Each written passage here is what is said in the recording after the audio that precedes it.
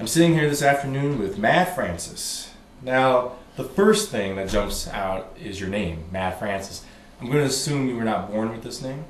No, Matt Francis comes from me being a recluse in the studio. Spent a lot of time down here concocting music and recording, and I don't know, driving myself crazy creating music. And Francis is my middle name, so I merged the two together, and there you got it. It does invoke the image of the scientist in his laboratory working on his latest creations, so yeah. I guess that would be appropriate. I don't think I am deranged, but sometimes producing the music makes me feel... You don't think you're deranged? Is there some doubt? No. Next question. How would you, or how would I describe your music to someone who has never heard it before? I'm in another country. Someone who probably hasn't heard of you yet. That's one of the toughest questions I always get. The first thing you want to do is just, well, take my CD and you listen to it and tell me how would you describe it. But I would describe it as melodic, rhythmically aggressive, a bit pensive, I suppose. But stylistically, I think it's a bit harder to categorize. But it's going to be somewhere within the art rock genre, or maybe with a poppy feel. I don't know. So when I go to the record store to buy your album, what section am I going to find it in? Probably rock. Rock. Yeah. People who have seen you perform probably don't realize that you actually play every instrument on your albums, and you needed a group to perform live. Now that you perform solo, how does playing by yourself compare to playing with bandmates? You have the same synergy? Well, first of all, I do perform most of the instruments on my records. I have had a cellist play with me on a couple of the records, so I don't do absolutely everything, but I just want to clarify that first of all. Playing just by myself now is really liberating. I think it gives me an opportunity to make more of a personal, emotional connection with the audience, and I really enjoy that. Whereas before, you got a lot of different members in the band and a different energy that's coming out, and I enjoy that as well. But just kind of stripping it down and simplifying and just playing by myself, I really like what I can invoke out of myself and what I can get from the audience. It's really gratifying in that way.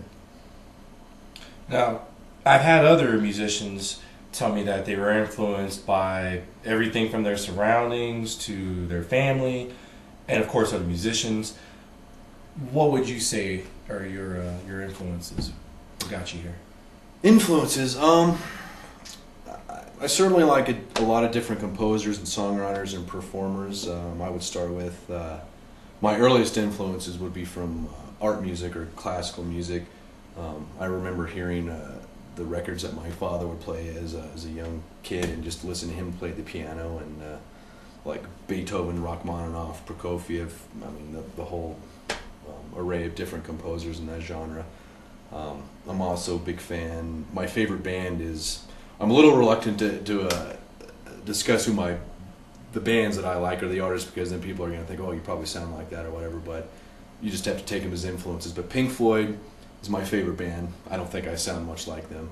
But on the other end of the spectrum, I like Jane's Addiction. They're more of an aggressive band. Some obscure bands, the Afghan Wigs. They're broken up now a few years ago. There's an internet musician out now, Chroma Key. Go to chromakey.com. I think he's outstanding. I love a lot of the British bands from the 70s, like Queen, The Who, Yes. I can't think of everybody, but also I get influences from just listening to film scores. I think you can hear them, maybe not television commercials, but just any music or anything that you're hearing around you, even just like the sound of nature. Something can invoke something rhythmically, or trigger something in your head to get the ball rolling on a musical concept. And that's that, I guess. Now, currently, you have 4 albums available, starting with Recognition, which you released in 2001, followed by Leading the Way, which was 2001 as well. Down in the Basement takes us to 2005. And Let's Get Naked, which was also released, and that's your latest release, which was 2005. That's the acoustic record. The first three that you mentioned are the fully produced records, and then Let's Get Naked is are stripped down versions of a lot of the songs from those records, and me performing, in an acoustic manner. Okay.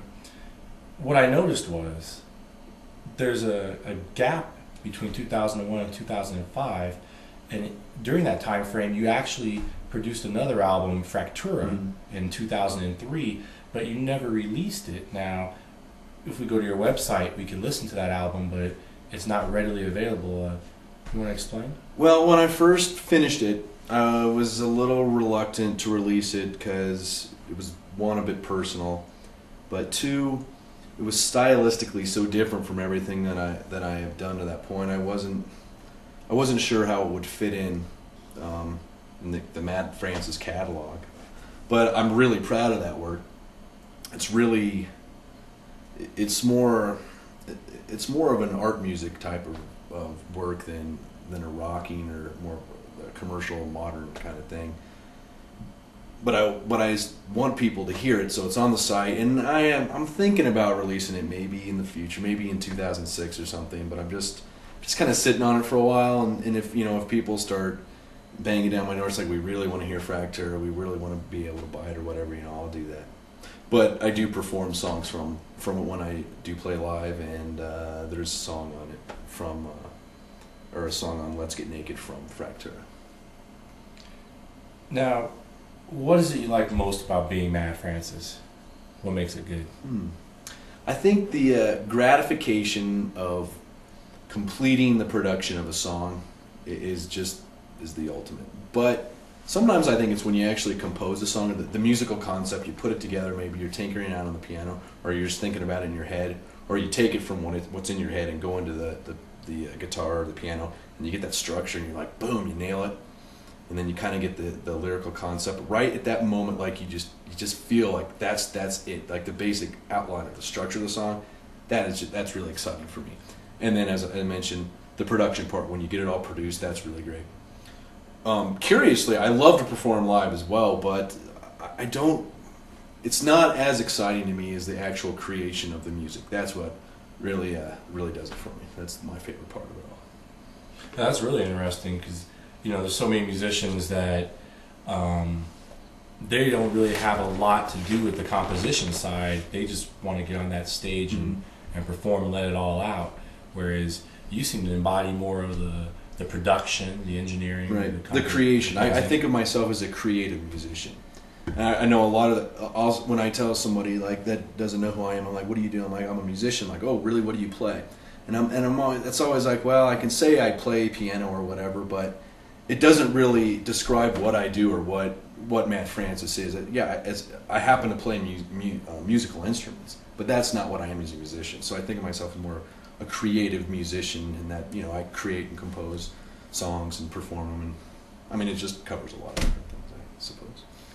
What do you want people to walk away with after they hear your music? What is it that you're hoping to convey to your audience?